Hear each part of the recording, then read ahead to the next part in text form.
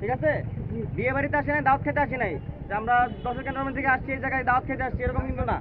আমরা যেহেতু এই জায়গায় আসছি, সুতরাং এই জায়গায় যদি একটা বিড়ালও মারা যায়, কাকও মারা যায়, ওটা রেসপন্সিবিলিটি আমার।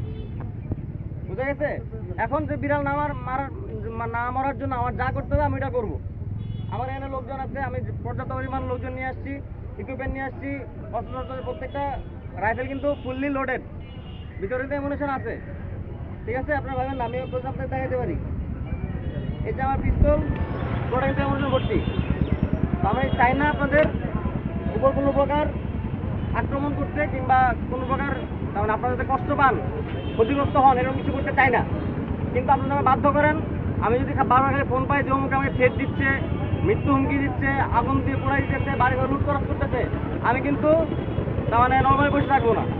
নর্মালি গিয়ে আপনার ডাইকে নিয়ে আমি আপনার দই মিষ্টি খাওয়াবো না। আমি এমন কাজ করবো যেটা আপনার পছন্দ হবে না। বুঝা গেছে? এরকম যদি যাতে না হয়, আপনারা যারা নর্মাল সাধারণ মানুষ আছেন, এই ক্যাটারগঞ্জ থেকে কিন্তু সব কিছু হয়, হেডকোয়ার্টার। আপনারা দেখবেন যে 5-6 জন বসে আলোচনা করতে, চল অমুকের বাড়ি থেকে আগুন লাগা দেই, আর বাকি 10 জন মিলে ঘিরে ধরবেন। কেন আগুন লাগাবি? আগুন লাগানো যাবে না।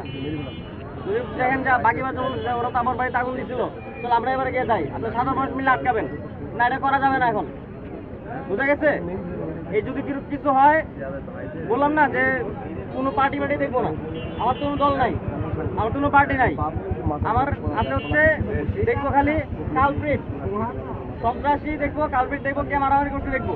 আশা করে মনে হচ্ছে যারা হাতে লাঠি দিবো সেই মনে করেন যে আকাম করছে, যারা চুরি দেখবো, সে চুরিতে ফল কাটুক জায়গা কাটুক, তারাই আমি ধরবো। বুঝা গেছে? সুতরাং এই ধরনের কোনো পরিস্থিতি সৃষ্টি করা যাবে না। ঠিক আছে? আচ্ছা, ঠিক আছে, ধন্যবাদ সবাইকে। এটা সবাইকে